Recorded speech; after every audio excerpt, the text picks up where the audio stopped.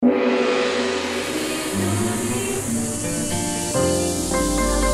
Channel 3, Jembatan Pencerahan.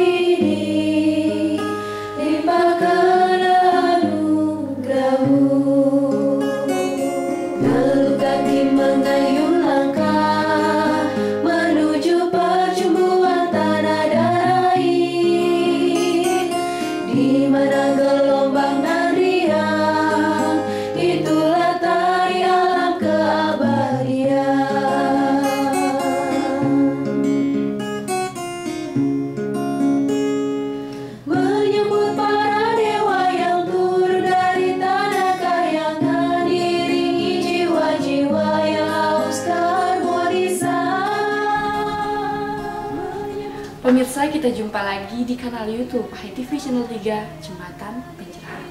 Nabi Orti, apa kabar? Semoga sehat selalu dalam lindungan Yang Widi. Sebentar lagi akan kami suguhkan beragam acara berupa tontonan, bersitatanan, dan memberi tuntunan untuk kita bersama. Senang sekali si Hadiah Parisia akan mengawali dengan tayangan awal dan berbagai sajian menarik lainnya. Selamat menyaksikan. Sambil bersimpuh memungut percikan tirta amarta dari ujung lidah gelombang keabadian. Sambil bersimpuh memungut percikan tirta amarta dari ujung lidah gelombang keabadian.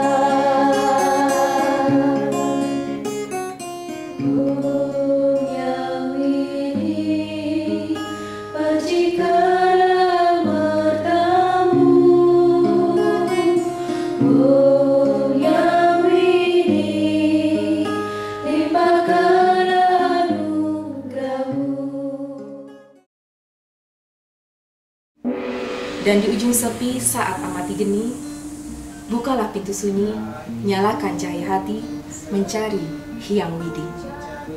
Lalu siwakan hati, sukma dalam semedi, pagari jiwa ini dengan catur berata nyepi. Mari tetapkan hati untuk Hang Rasawani. Isolasi mandiri, isolasi hati, isolasi nurani. Selamat Hari Suci Nyepi Tahun Baru Saka 1944 Untuk seluruh umat Hindu senusantara. Siwakan hati, jiwa dalam semedi, Warna Satyam Siwam Sundaram. dengan catur raya, lalu ikatkan janji demi hati nurani, pagari hati ini untuk menjaga harmoni.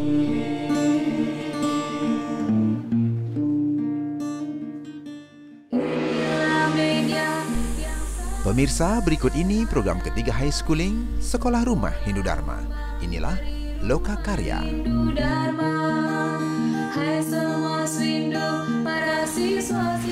Teman-teman schooling, kita jumpa lagi dalam Loka Karya pembuatan paku pipit. Imitasi paku-pakuan ini sering digunakan saat upacara-upacara agama Hindu seperti galungan sebagai hiasan pembuatan penjor, odalan di pura-pura sebagai hiasan kalangan Bali-Balian atau panggung tradisional juga digunakan sebagai hiasan saat upacara manusayatnya seperti pawiwahan, mepandes, dan belakangan ini sering digunakan sebagai hiasan kepala saat parade karnaval. Seperti apa cara pembuatan paku pipit? Kita ikuti Loka Karya berikut ini. Paku pipit ini bentuknya seperti imitasi tumbuhan paku yang tumbuh di hutan, memanjang dengan bilah daun kanan dan kiri yang simetris. Pertama, menyiapkan janur atau selepan sejumlah paku pipit yang diinginkan. Langkah kedua, memotong daun janur dengan pisau atau sepanjang daun pipit yang dikehendaki.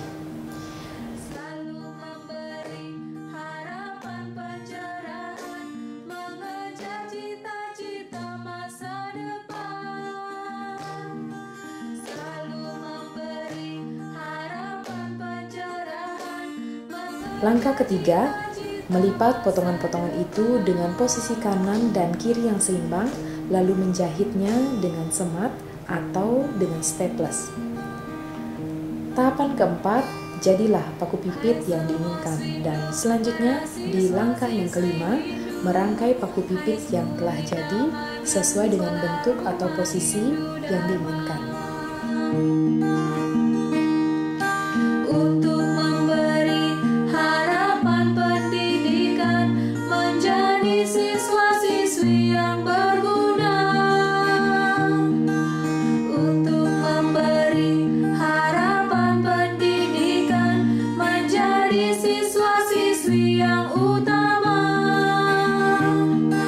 Selalu memberi harapan pencerahan, mengejar cita-cita masa depan. Selalu memberi harapan pencerahan. Demikian tadi lokakarya membuat paku pipit. Semoga teman-teman di rumah bisa membuat paku pipit mulai dari memilih busung, menganyam, memasang hingga menerapkannya untuk membantu orang tua di rumah.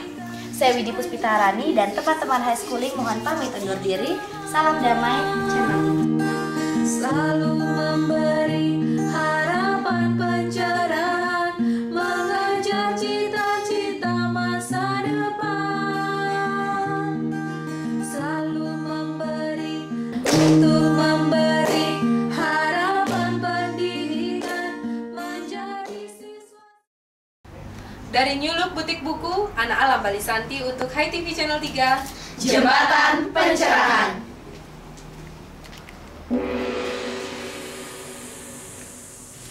Pemirsa, demikian tadi high schooling. Selanjutnya kita saksikan bersama Ngopi, Ngobrol Inspiratif. Ngobrol inspiratif mengajak Anda melihat peristiwa dari sudut pandang berbeda. Berbagai tokoh inspiratif akan mengemas narasi menjadi solusi.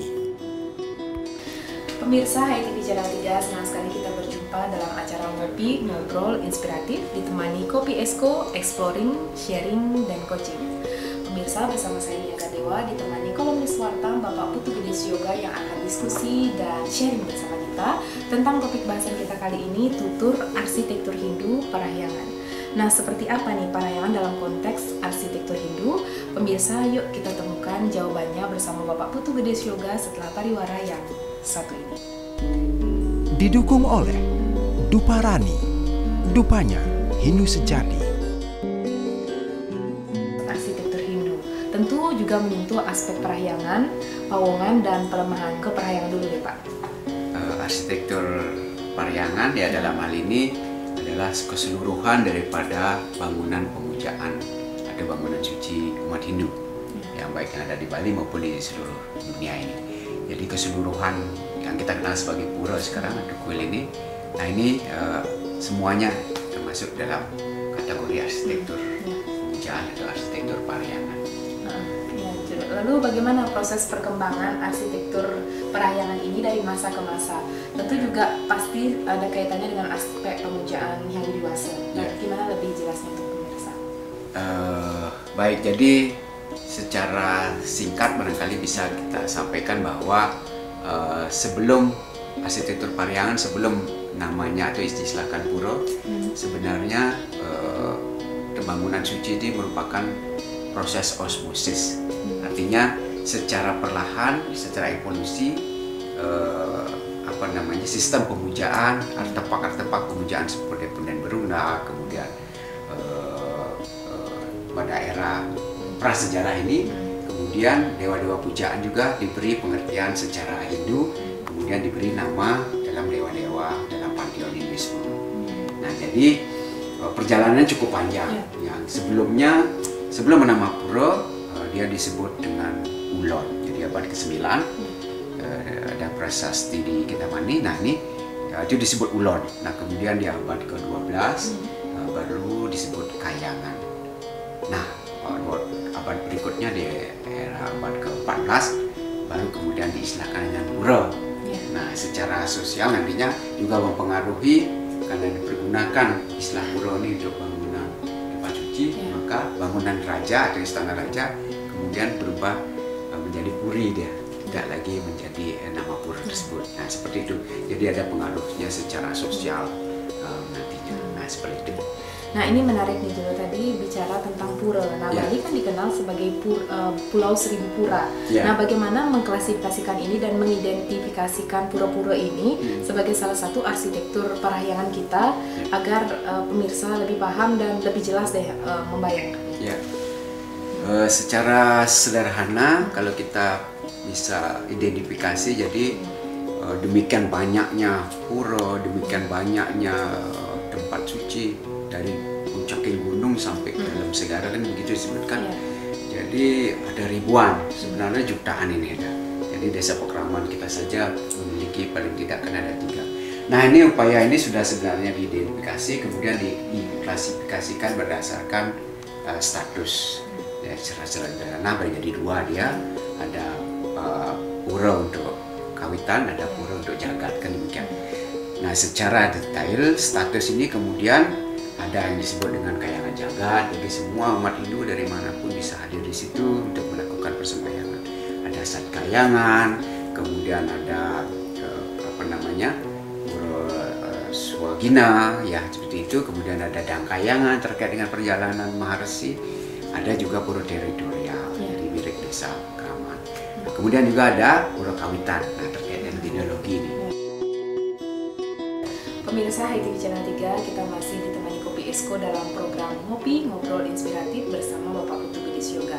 Nah terakhir Bapak sebagai closing statement bisa nggak memberikan nilai-nilai apa nih yang bisa kita dapatkan dari tutur arsitektur Hindu tentang parahyangan ini Pak? Ya, jadi sebenarnya yang sangat hakiki atau esensi daripada arsitektur parahyangan ini adalah bagaimana interaksi atau rasa syukur kepada umat Hindu, manusia secara umum terhadap Sang Pencipta. Jadi makanya dia dikategorikan ke parahyangan. Bagaimana menentukan relasi harmoninya terhadap leluhur, terhadap dewata, demikian sehingga terbagilah ada arsitektur untuk Atma Siddha Dewata, ada arsitektur untuk dewata sebagai manifestasi Dewa. Ada pura yang terkait kawitan genealogi, ada pura terkait dengan jagat. Nah, seperti itu. Ya, sudah lebih terklasifikasi dan teridentifikasi dengan jelas. Terima kasih Pak Suyoga. Demikian pemirsa HiTV Channel 3, itulah tadi ngopi ngobrol inspiratif kita tentang tutur arsitektur Hindu parahyangan. Semoga dapat bermanfaat dan menginspirasi untuk kita bersama. Saya Mega Dewa bersama Bapak Putu Gedis Yoga pamit undur diri. Salam damai Channel 3.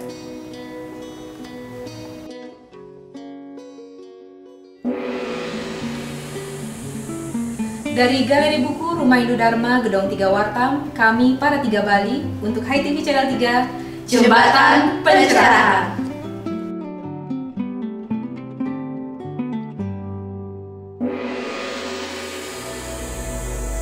Berikut ini program Cemeti, Cerah 5 Menit akan menemani Anda membuka lebih luas jendela Hindu Dharma untuk pencerahan jiwa.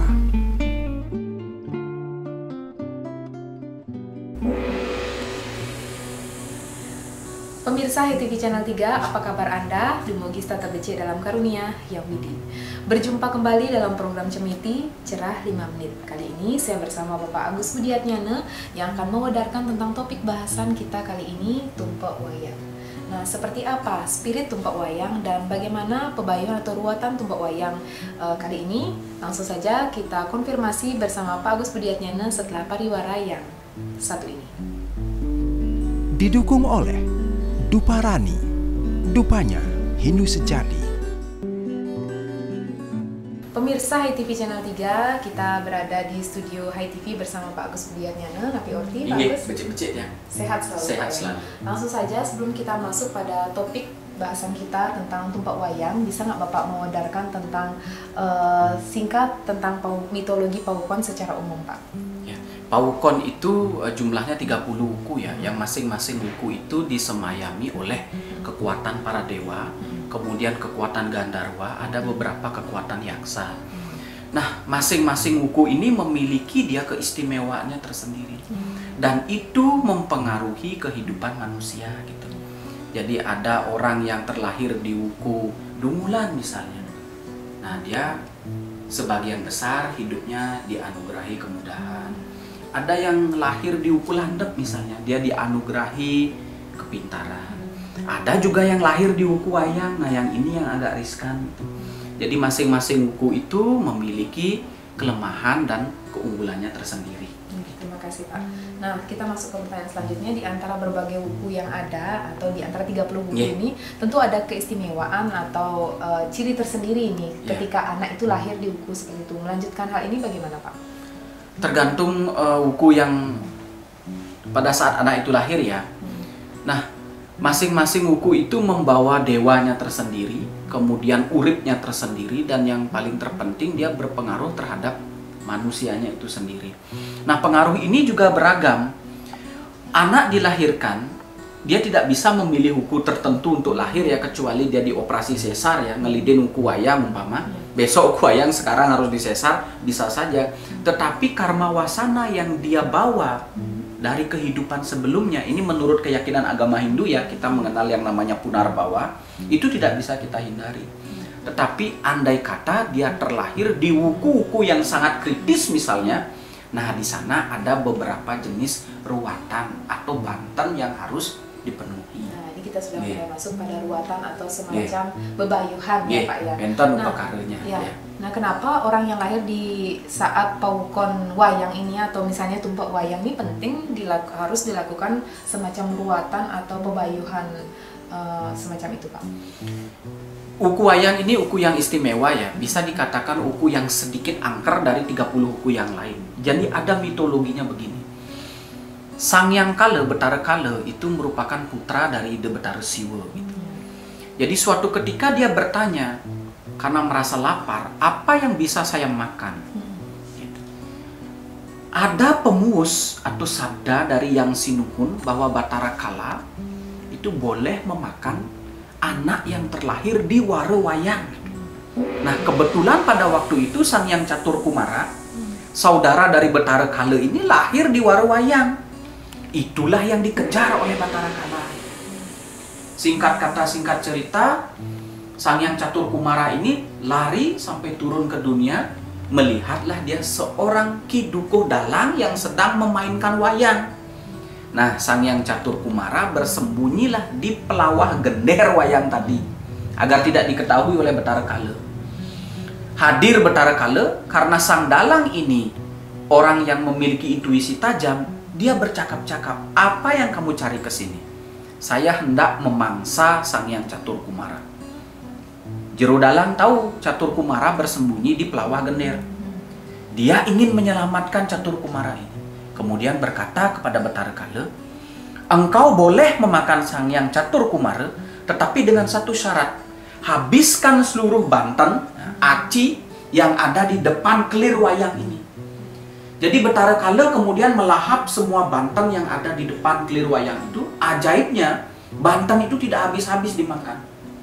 Merasa puas Betara Kala, sampun somya ini, keluarlah pemus bahwa siapapun yang terlahir di wara wayang, uku wayang, ya, akan selamat dari tetadahan Betara Kala kalau dia melakukan pengeruatan wayang sapuleger.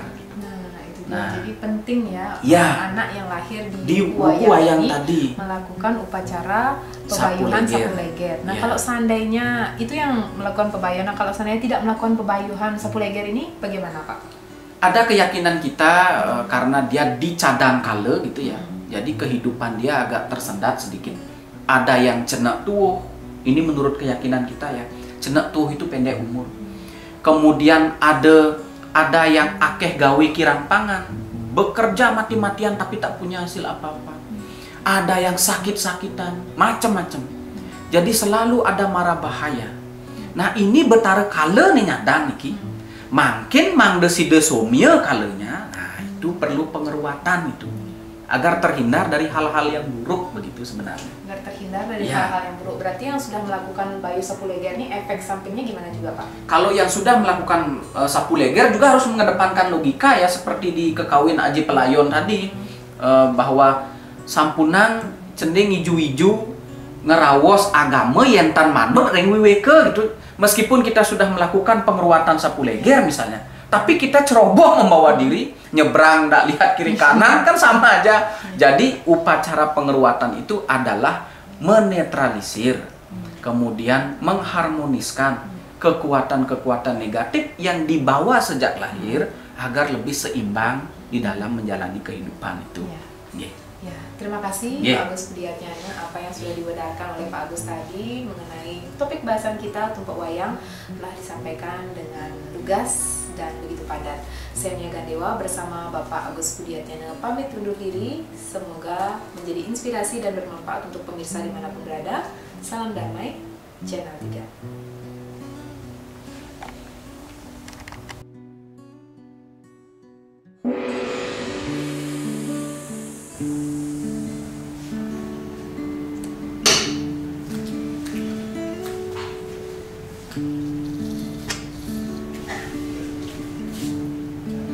Hidup adalah perjuangan dari peperangan ke pergolakan. Pemenangnya adalah para kesatria cerdas yang melumuri ujung senjatanya dengan minyak kebenaran dan kasih sayang. Jika kita tidak melakukannya, niscaya kita akan jadi pecundang. Maka tugas kita adalah melumuri ujung panah-panah Dharma Yuda dengan minyak kebenaran dan kasih sayang. Saya Diah Parisia untuk HiTV Channel 3, Jembatan Pencerahan. Pemirsa, demikian tadi telah kita simak manik kata-kata. Selanjutnya, mari kita saksikan Sundari Nada, jalinan makna di balik nada.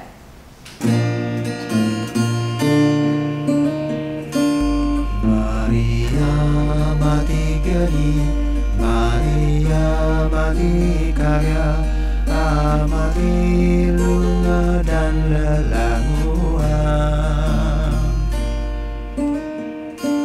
Matikan api diri, jauhi kama hati, tinggalkan sang kelana hati. Dari ujung sepi ku cari yang hakiki, menggali-gali nyebit, mencari sang yang widi. Di kegelapan bumi saat mati geni, nyalakan cahaya hati, mencari sang yang widi. Lalu siwakan hati, jiwa dalam semedi, pagari jiwa ini dengan catur beratanya. Demikian tadi pemirsa, beragam acara telah kami suguhkan untuk menemani ruang dan waktu Anda. Mewakili seluruh kru HiTV Channel 3, saya Diah Parisia mohon pamit undur diri dan maaf jika ada yang tak berkenan. Kita akhiri sajian hari ini dengan Sundari Nada, jalinan makna di balik nada. Salam damai, Channel 3. Lalu ikatkan janji demi hati nurani, pagari jiwa ini untuk menjaga harmoni. Maria mati geni, Maria mati karya, amati lunga dan lelanguan. Matikan api diri, jauhi kama hati, tinggalkan sang kelana hati.